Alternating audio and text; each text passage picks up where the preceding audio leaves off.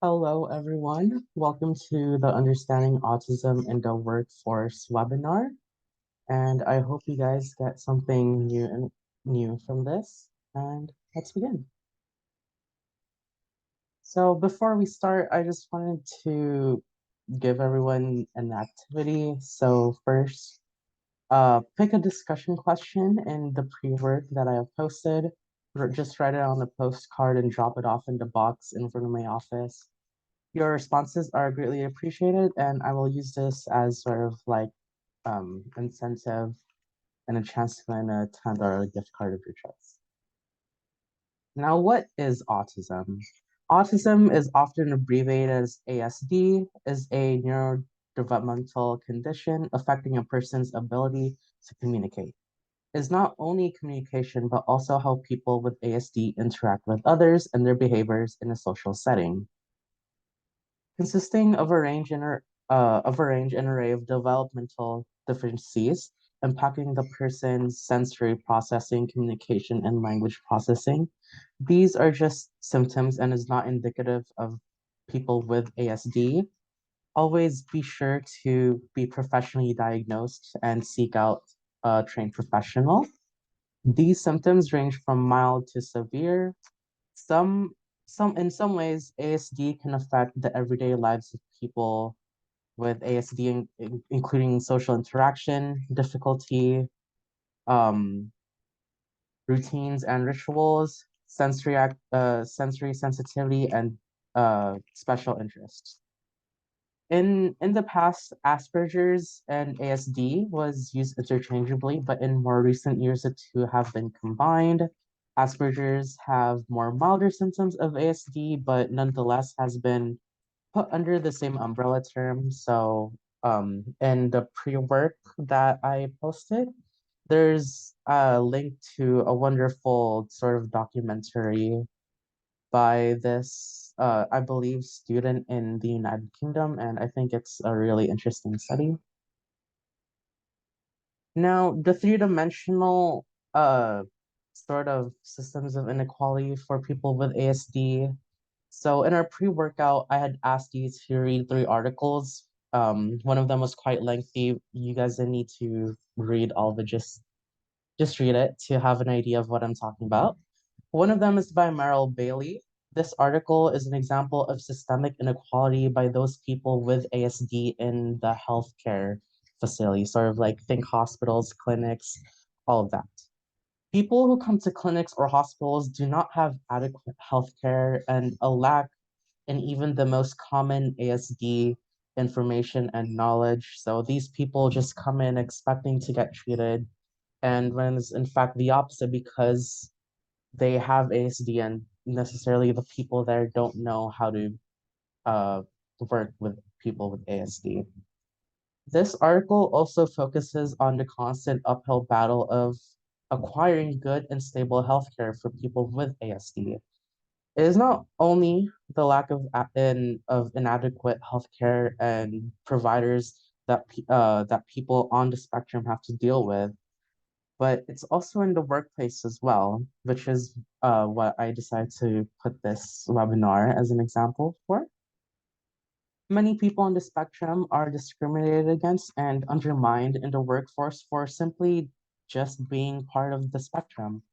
And in the sources that I have included by Ludmila and Preslova, in the article by Dr. Rosa, people with autism suffer from internalized inequality as well.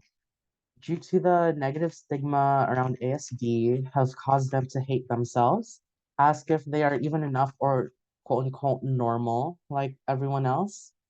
I'm not exactly sure why they would people would say that to someone. I'm not entirely sure what constitutes as normal these days. These are just very small proportions of these examples and is both disheartening but informative as well. Now, understanding autism. As mentioned in the previous slides, people with ASD tend to have difficulty with social challenges. They have difficulty in social interaction, comprehension, and social cues. for example, making eye contact and forming relationships. People with ASD also have environmental sensory difficulties. They may have a light sensitivity that makes them feel nauseous or overstimulated. Images that are fast moving, pictures can also trigger their visual senses. While not as common as the previous two, people with ASD also tend to repeat behaviors in a repetitive action. Think like rocking or repeating words. One misconception about people with ASD is that they are all alike. This is far from the truth. While they do have difficulty processing emotions, people with ASD do not lack empathy. This is a common sort of misconception, and it's sort of really disheartening, sort of group people with ASD in that sort of circle. Um, People with ASD are often mistaken to not lead a successful life, but this is also far from the truth. There are a lot of stories with success around ASD and with all of the articles I have put down, and it's quite inspiring to be able to see their stories. Now, the impact of autism in the workplace. This is sort of the bread and butter of this presentation. The workplace can be quite a drastic change for people with ASD. Balancing a healthy work and personal life is hard on anyone, but is even harder for people with ASD. The workplace can often make or break a career, and this is no different for people with ASD. Depending on the specific job, certain jobs can overstimulate a person with ASD. So think um being like a CEO, or like giving a presentation, or I guess like if you work at like a a nightclub, that can be um very stimulating with all the flashing lights. Rapid shuffling, images, loud noises, and sudden movements are all things that can happen in the workplace. Not all of them, depending on the type of workplace. Um, People with ASD like routine and schedules, and it helps them process what they need to do. In the workplace, routines and schedules are often part of the resume, which plays into their strengths. While the workplace can be quite harsh to people with ASD, it can also play into their strengths. In fact, in the video, I asked everyone to watch people with ASD thrive in these types of environments with routines. However, it's also important to know that this doesn't apply to everyone that has ASD. Everyone is different, and we should respect anyone who it doesn't have to be with AC, but anyone who has a different way of thinking than us, and sort of give them time because it's a lot. um, the new faces of people can also prove as a challenge. People with ASD, it can be quite overstimulating seeing a bunch of new faces at the same time. However, this does not always make them, not successful in the workplace. It can also make them very, very successful. There's also social cues in the workplace that people with ASD, as mentioned before, have struggled with. And accommodations for people with autism.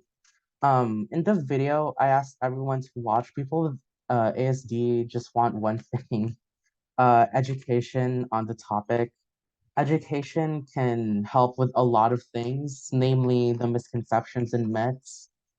Um, as mentioned, educating people with ASD can sort of diffuse the common misconceptions about ASD and uh, the negative stigma associated with ASD can help with educating those who simply do not know and are ignorant to the fact that, hey, whatever you just said, it's not very good, and we should we should start to think more. It can also lead to a common understanding that is good for everyone. Increasing awareness about ASD can also help with diagnosis and treatment. Most people try to dismiss that ASD isn't something major, but it certainly is. By increasing awareness, we are able to see and point out when someone needs the help and support they need. Creating a safe space can also help people with ASD, and this safe space can be as small and minute as a small break room or or as big as like a big classroom or sort of like a lecture hall. We can also interact with those who have ASD and sort of show other people there's nothing to be scared of.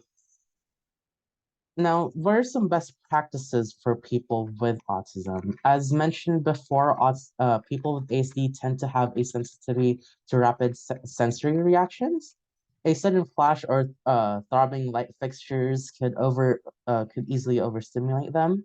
A company could possibly instill a new regulation to limit these types of things or to set up warning signs.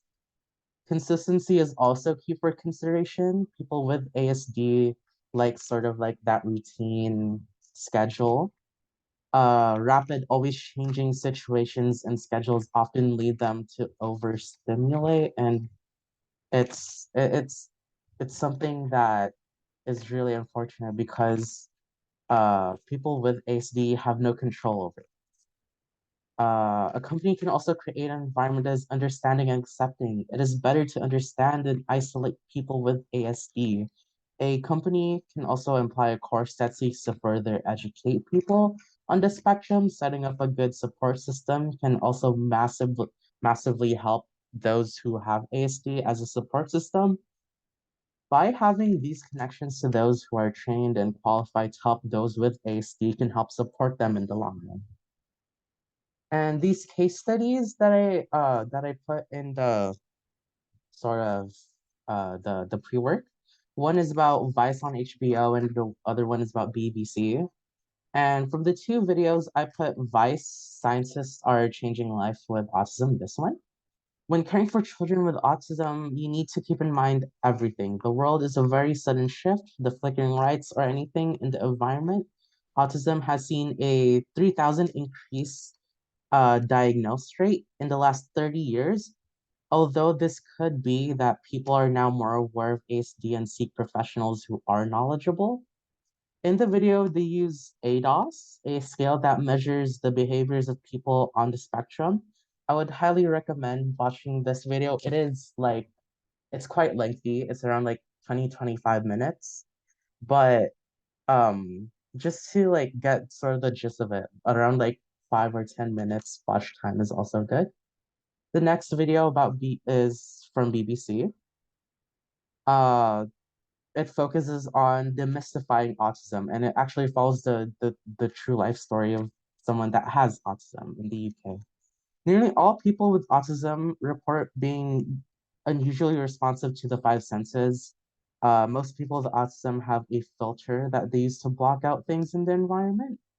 In the video, people with ASD on a certain amount can specifically tune out or ignore certain things. It's not always in the case, but they are able to. Sense, sight, and noise are all good indicators of certain things that they can choose to ignore. It's also one of the common sort of senses that in people with autism have to overcome. And sort of to wrap it up, as we can see, people with ASD are as human as you or me, are more than a label. They are as much as capable as you and me, and not only just the workforce, but in real life as well. We need to see people with ASD as people and human, not something that can be dismissed. It is better to stand and face people with ASD than to turn away with a dismissing glance. As mentioned in the pre-workout, people with ASD themselves just want more education and understanding for those with ASD. Understanding and connection is the key to breaking negative stigma. While the workplace can be a place where people with ASD can thrive, it can also be a place where people with ASD can struggle. By implementing sensory control and education, you're able to help those with ASD, paired with access to proper education and resources, we are able to help ease the social strain on people with ASD. Thank you, everyone, for joining my webinar. I hope everyone has learned something new from this. Don't forget to do the little Dropbox postcard for the chance to get a $10 gift card. And I hope everyone is having a wonderful day.